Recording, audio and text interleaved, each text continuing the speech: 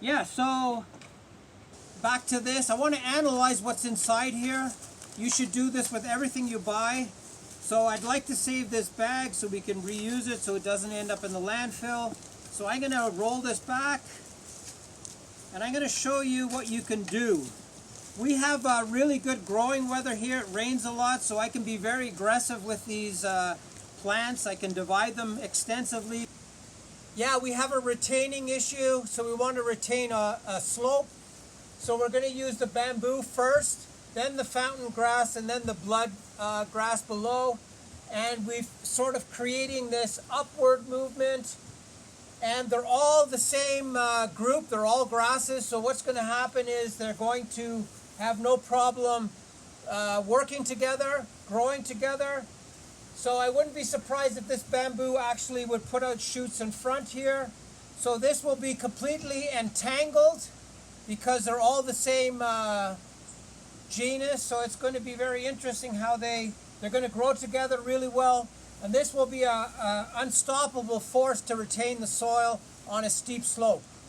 So when you buy from a nursery anything, it's really important to open up the bag or the pot and to see exactly what the nursery has done. It's crucial to analyze what's actually inside this bag. How entangled are the roots? How much do you need to untangle this? How many plants can you get out of this? So there's many things you can do by analyzing this material that you buy from a garden center. I'm going to show here an example. So look, this is what I'm given from the garden center. And I noticed right away that there's two layers here. So what they've done is they've added soil on top. So I'm going to break this up. I'm not very polite with it. So for me it's important to get all the weeds out, number one. Just clean it up. Then I have a good look at the roots. And then I say to myself, okay, how am I going to divide this? So here's one. And these perennial grasses, a lot of times they will show you where they can be divided because they create these nodes. So there's one. And these will grow like crazy. They're very prolific. So you don't have to be too shy with them. Sort of use vibration to get them out. There's two.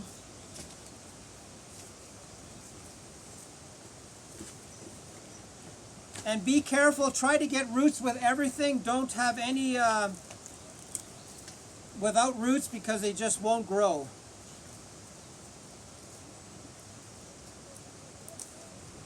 Here's another one. So by freeing them up, they are going to grow a lot more prolific. So there you go. I got all that out of it. I got all the weeds out. And I'm way ahead now because I've got this energy separated. So when I plant it, they'll have a new start. They'll have the ability to multiply themselves again. So that's just out of one of those containers. I got maybe 7, 8 more plants to start with. Yeah, so I'm going to check this guy out. The same thing. My suspicion is it's from the same grower. So it's going to have that soil on top. So they made the grasses a lot taller by adding soil on top. My suspicion, let's see. And I want to divide this up, but not so aggressively because it's such a tall plant. It doesn't do so well when it's separated too much. So, as you can see, this has been in this pot forever. Again, they have the top with another layer on top. That's a way of getting these plants to grow better. So all I'm going to do now is I'm going to cut this in 2. I'm not going, maybe 4. Let me have a look at this. So I have a nice sharp knife.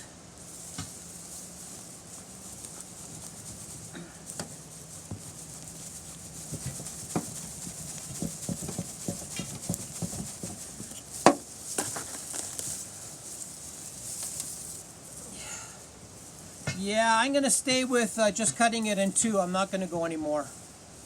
So here you go. I got a bunch of weeds in here that are now open because I split it. Yeah, that's the extent. I won't go any more than that. I'll just get two out of this. You know what? I'm going to try one more. There we go. So I got three out of it. Okay, so that can save you a lot of money, and it gives these plants a new start because they have room around them to spread out again. And it makes a big difference on your wallet if you can split these plants up and create multiples. Yeah, we've even decided to split this in two. Got to get the bag off first. This is very, I recognize this soil. It's a chicken compost, and it should be very easy to cut in half. You can see it here, look. In Spanish they call this gallinazo. It's basically a very strong chicken mix with, I think it's rice husks. So it's very easy to separate this material.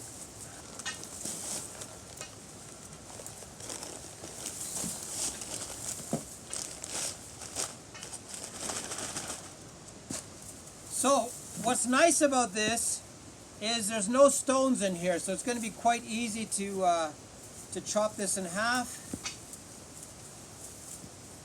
Let's try it out. You pick a nice line that goes through it.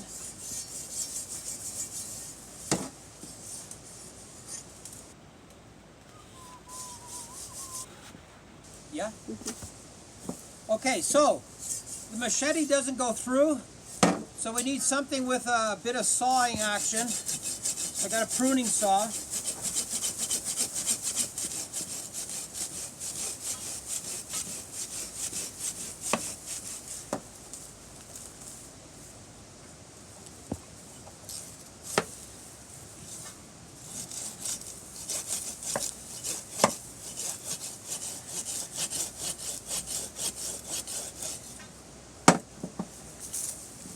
So,